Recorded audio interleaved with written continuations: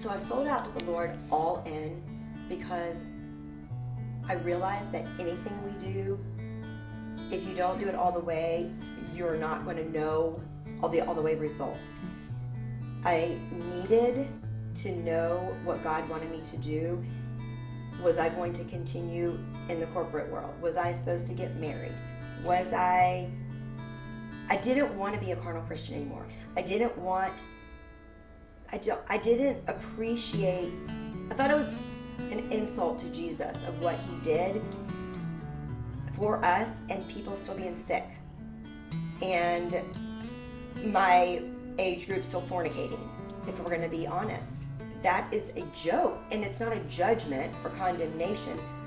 I was in those circles with good Christian people, but no one had victory and no one had answers. Even today, it's the biggest past frustration that people say they love Jesus, but they don't watch their words.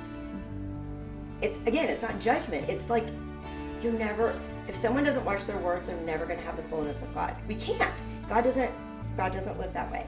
I just wanted to know the plan, and if I knew what the plan was, then I could decide honestly, I'm going to live for God.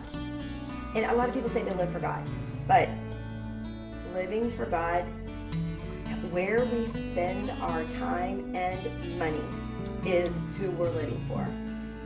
You know, I mentor a lot of people today, couples and young people and older people, and sometimes people want to have the excuse that, oh, you're single, you have all this time. The thing is, if we all don't choose time with God, we'll never have more time. And I learned that from Sister Gloria. She's one of the only preachers that I found to know that every time she talks about being in the Word. Every time. And that is what I believe changed me.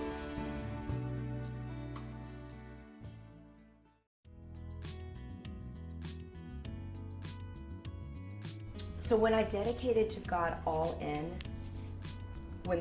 I said, okay, I'll give you the husband, I'll be Mother Teresa, I'll live under a bridge, I'll do whatever you want. He said, okay, well, I'll tell you what to do if you get into my word. You don't know my voice. That was what he kept saying. So he said, I heard in my heart, read the word every morning, but let's do a tithe of your time. I knew in my heart, do tithe of your time. That's what kept coming up to me because I had read 30 minutes every morning, basically. So, and the caveat that he told me, not caveat, but the other secret he said is that in my parallel Bible, King James Amplified, he said, start a New Testament and do verse by verse. So, King James, verse 1, Amplified, verse 1. Specifics were, get up earlier, 5 a.m. I would spend probably an hour, I think that was an hour in the morning, 40 minutes on the treadmill, an hour at night. So the hour in the morning before work was the parallel. So King James Amplified New Testament, starting in Matthew, verse 1, verse 2. And he said, go slow. He said, we're not in a race. Set a timer. I didn't hear these things audibly. And I didn't even, when it was happening, I didn't write it down in a journal and saying, this is what the Lord's saying. I just kind of inherently was hearing the next step. So I remember him saying, slow down. This isn't a rush or a race. You need to know me.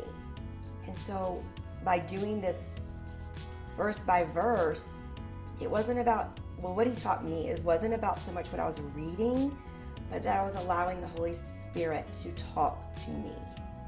Sometimes it was about the stories, sometimes it was about a message, but for me, I started hearing his voice.